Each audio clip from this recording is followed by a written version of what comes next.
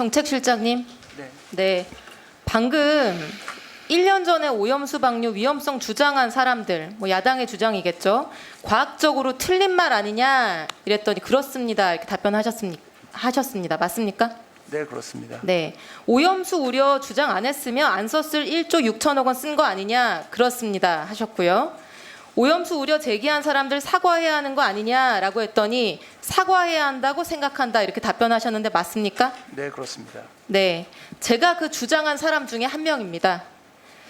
당시 민주당의 주장을 요약하면 이렇습니다. 후쿠시마 오염수 해양 방류가 우리가 알 수 없는 위험성을 가지고 있고 그게 현실화되면 우리 하나뿐인 바다가 오염되고 그건 돌이킬 수 없는 일이 되기 때문에 그런 위험을 감수해서는 안 된다.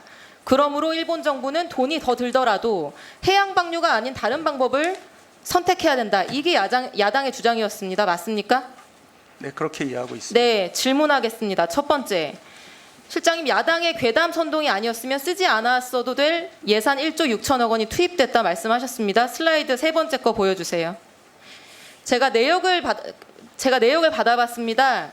5가지 항목으로 이 돈을 썼는데요. 위에 3가지를 보시면 해양 방사능 측정, 수산물 방사능 검사, 수산물 이력 관리 이거 다 일명 모니터링 비용입니다. 야당의 주장 없었으면 모니터링 안 하려고 하셨습니까? 모니터링을 해야 되는데 과도하게 할 이유는 없었다고 생각은 듭니다. 1조 6천억 원 다 그렇게 말씀하시면 안 되는 거잖아요. 다음 슬라이드 보여주시면 실장님, 우리 정부가 금과 옥조처럼 여기는 IEA 보고서에서 지속적인 모니터링 필요하다고 했습니까? 안 해도 된다고 했습니까? 지속적인 모니터링 필요하고요. 지속적인 모니터링 역시 적절한 수준에서 하는 것이 필요하다고 생각합니다. 어디까지가 적절한 수준이었습니까? 국민들이 80%가 우려하고 있는 상황에서 그러면은 그 지점을 줄였어야 됩니까? 횟수를 줄였어야 됩니까? 모니터링 자체 필요하다고 지금 말씀하시면서 모니터링에 대한 예산을 다 야당의 괴담 선동 때문에 지출한 비용이다? 이런 비약이 어디 있습니까, 실장님? 전에 그렇다는 뜻은 아니고요. 적절한 수준을 넘어서는 부분은 말씀드린 우려가 있다라고 표현할 수 있을 것 같고요. 네, 그럼 정확하게 앞으로 좀 표현을 해주시기 과학적인 바랍니다. 근거를 확인하는 정도에서의 자, 모니터링은 당연히 필요하다고 다시 앞 슬라이드 보여주시면요. 3 슬라이드. 나머지 두 예산은요. 소비 위축 대응을 포함한 어업인 지원 예산이었습니다. 그런데 소비 위축이나 수산물 우려는 우리나라에서만이 아니라 태평양 인근 지역에서 보편적으로 일어났던 현상이죠. 근데 우리나라가 좀 더 과도하게 일어났던 것은 사실. 우리 국민들 80%가 우려를 하셨고요. 오염수 방류 전부터 중국의 일본 수산물 수입량은 67%가 감소했었습니다. 그리고 태평양 도서국가들이 모여있는 PIF에서도 과학자 패널까지 구성하면서 우려를 표시했었습니다. 중국이나 PIF가 한국 민주당의 괴담 선동 때문에 안 해도 됐을 우려를 했을 리는 없고요. 사고 원전에서 발생한 방사성 오염수를 알프스라고 하는 모두가 처음 듣는 설비를 거쳐서 30년 동안 해양에 의도적으로 방류한다. 이거 인류상 처음 있는 일이기 때문에 그 안전성과 알지 못하는 영역에 대해서 의심하고 우려하고 검증을 요구하는 것은 어찌 보면 당연하고 보편적인 우려 아닙니까? 과학적인 수준에서 하는 것이 중요하다는 취지로 말씀드렸고요. 아마 이런 부분들은 우리 과학기술수석께서 좀 더 자세히 과학적인 근거에 대해서 말씀해 주시지 이런 않을까 보편적인 우려에 대해서 국민들의 광범위한 우려에 대해서 선제적인 수요 대응을 하고 어업인 지원을 하고 하는 거 야당의 주장이 없었으면 안 했을 일 아니죠? 말씀드린 것처럼 과도한 수준에서 하는 부분이 국민들의 우려를 만드는 그럼 지금부터는 부분에 대한 그렇게 것을 정확하게 말씀해 주시고요. 두 번째 질문. 바닷물에서 방사성 물질이 기준치 이내다. 그러면 방사능으로 인한 위험이 없는 것이다. 이렇게 말할 수 있습니까? 말씀드린 대로 기준치 이내에서 위험이 없다 이렇게 말씀드린 부분이 기준치 이내면 위험이 없습니까? 기준치 이내에 있으면 위험이 네, 없다라고 슬라이드 5번째 보여주시죠. 2011년 원전이 폭발해서 처리되지 않은 방사능 오염수가 일본 후쿠시마 해역 앞바다에 쏟아져 나왔습니다. 근데 바로 사고 직후를 제외하고 2011년 말부터 지금까지 세슘 137은 계속 10베크렐 이하입니다. WHO 먹는 물 기준이 10베크렐입니다. 신기하지 않나요, 실장님?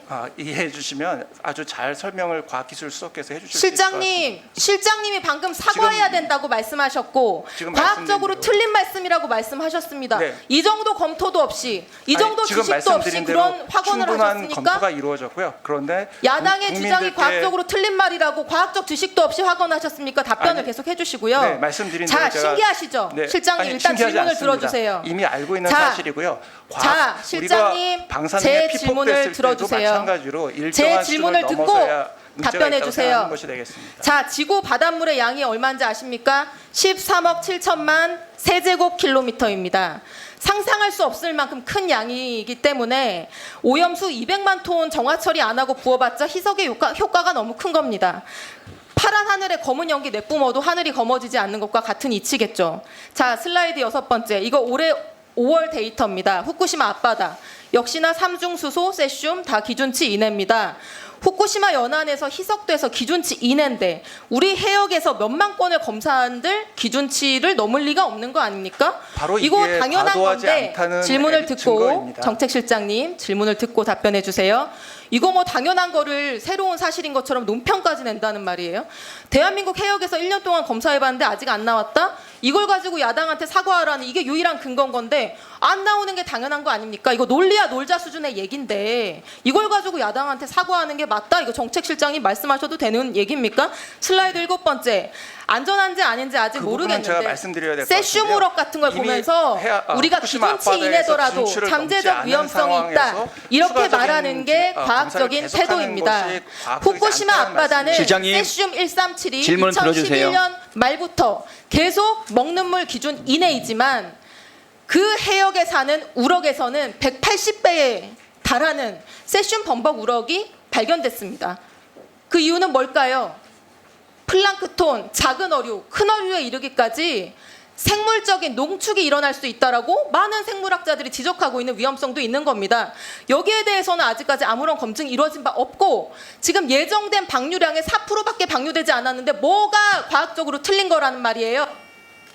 과학적인 기준을 가지고 어떤 일에 접근할 수밖에 없다고 생각되고요. 그 과학적인 기준이 과도한 수준인지 아닌지에 대해서 평가할 수는 있지만 기준 내에서 기준을 넘지 않았다면 위험이 없다라고 평가하는 것이 합리적이라고 생각됩니다. 실장님, 과학적으로 알지 못하는 것에 대해서 맹신하는 것이야말로 미신에 가까운 태도입니다. 과학의 관점과 태도가 아닙니다. 이 점을 명심하시기 바랍니다. 이상입니다. 네, 수고하셨습니다.